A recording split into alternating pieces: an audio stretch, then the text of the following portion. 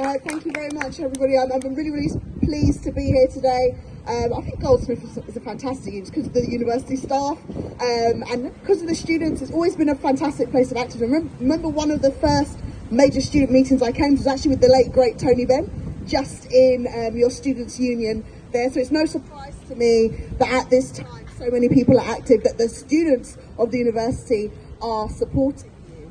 You know, we've had a really, really difficult couple of years, and instead of appreciating the hard-working staff right across the university, right across this country, all that has happened is the bosses have been given more and more power to tread on people. When we look at what's happening with the cost of living crisis, the idea that people in the public sector that have held it together for all of us. Think about everything that has been done, not just university lectures, obviously, but right across the public sector. Think about all of that and think about how people are being treated.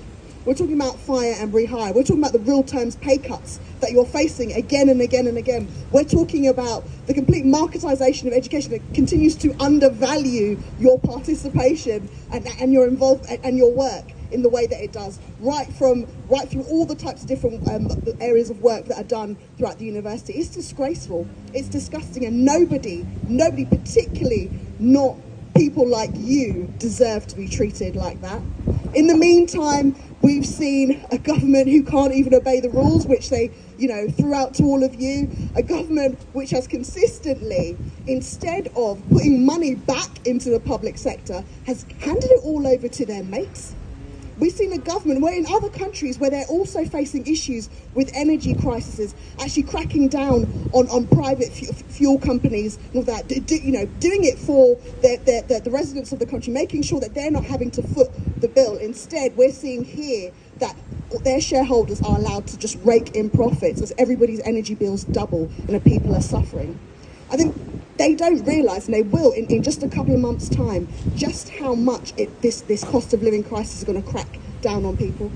And in the meantime, they expect all of you and the rest of the public sector to continue on and just provide exactly the same service as if nothing has happened, as if you are not suffering in terms of paying your bills, maintaining your families and everything in between. And that's not good enough.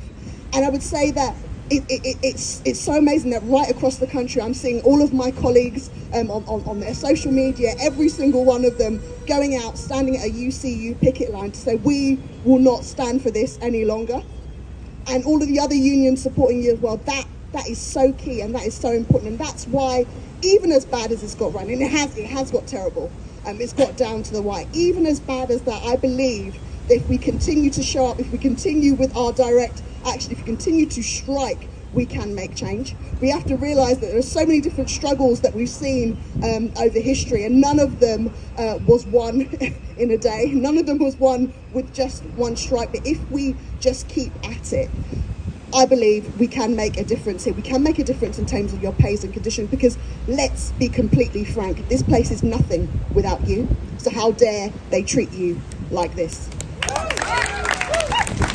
So solidarity to all of you. I will keep coming out, my colleagues will keep coming out to support you on the picket lines, even if, it's quite a nice day today actually, but even if it's rainy like yesterday, we are so grateful for everything you do. And if the bosses aren't grateful, I want you to know that there are people right across the country that are. Thank you very much.